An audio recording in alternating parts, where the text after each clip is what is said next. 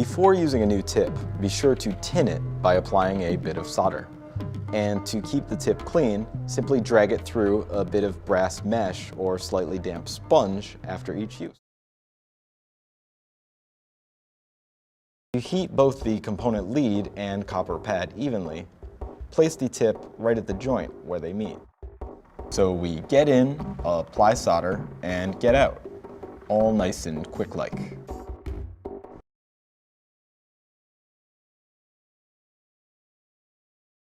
First touch the solder to the iron and then bring it down and around the component lead.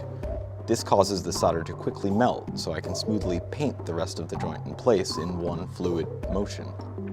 After pulling the solder lead away, I remove the iron and allow the connection to quickly cool.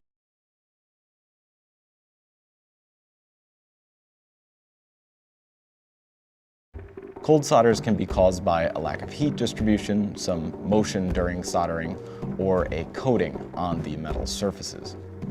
Oxidation, which can be seen here as dark spots, prevents solder from fusing with the copper surface. Thankfully, solder contains a special ingredient called flux, which you can see here at the core of the solder lead. Flux removes oxidation, leaving the surface clean and ready to fuse to the solder alloy itself.